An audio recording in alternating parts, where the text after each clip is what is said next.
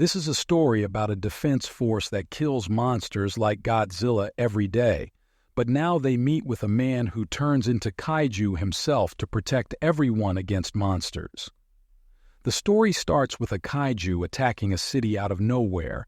Everyone starts running, and some helicopters arrive and start launching missiles at the Kaiju. But it doesn't affect him. People wonder who will come to fight the Kaiju. And we see some people with high-tech gear fall from a helicopter and dodges the Kaiju attack swiftly to fight him. And a girl uses her gun to blow up the monster into pieces. Some men in white uniforms see this and go to the place. We see people cheering those fighters who saved everyone.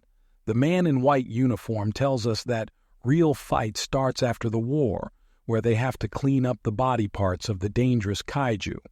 Some liquid from the organ damages one guy's knees while he was removing some organs. A senior officer asks Kafka to clean the most dirtiest part of Kaiju, that is intestine. Kafka freaks out because it's so dirty that when someone cleans it, they lose appetite to eat food for months. Kafka, after cleaning, goes to his room for rest. But he starts thinking he has a good room, good food, what else he needs. But he isn't satisfied. Next day, when Kafka reaches to office, he was introduced to a new member who also wants to join Defense Force. But others tell him Kafka wanted to join too, but he gave up. So he asked why he gave up. But Kafka didn't say anything logical, which disappointed him. He said he would never give up like him. Near the work area, Ichikawa and Kafka were tasked to clean the intestine after work. Both looked depressed and couldn't eat food, and they also had some fun. During the evening, Ichikawa approaches Kafka and thanks him for his help, which helped him to go through the workday while leaving. He also tells Kafka that the Defense Force exam age limit has increased to 33. He tells him that because Kafka looked sad when he was talking about how he gave up, soon after that, a monster breaks through the surface and was about to eat Ichikawa. But Kafka saves him.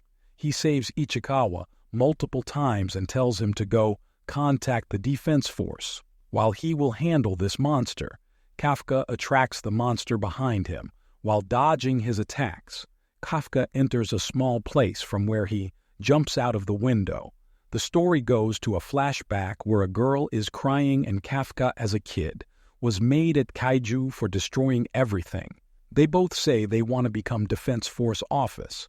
So Kafka says, let's see who becomes the coolest office. In present, Kafka is running to save his life from the monster, but he gets thrown away from the monster attack, and when he was about to get eaten up, Ichikawa arrives and hits the monster face to save him. Kafka yells at him to go, but he says he already notified the Defense Force. He won't leave him alone or else he won't be able to become the officer. Kafka feels useless to not even save Junior. And at the same time, when the Yoju are going to attack them, a tiger appears and attacks him while someone shoots the Yoju multiple times to death. Kafka sees the girl who he, as a kid, competed with, is now an officer, and she killed the monster. In the hospital, Kafka thinks about how great she has become. Ichikawa tells Kafka he has saved his life. He is the coolest person he knows. He should definitely become an officer. Kafka thanks him and he says now he will definitely become one. Still, soon he sees a flying monster near him which enters his mouth, seeing Kafka moving furiously. Ichikawa checks on him, but he sees Kafka has turned into a Kaiju, which shocks both of them. An old man passing also sees it and calls the Defense Force. And that's how the episode ends. I'll see you soon in the next episode. Please subscribe and like.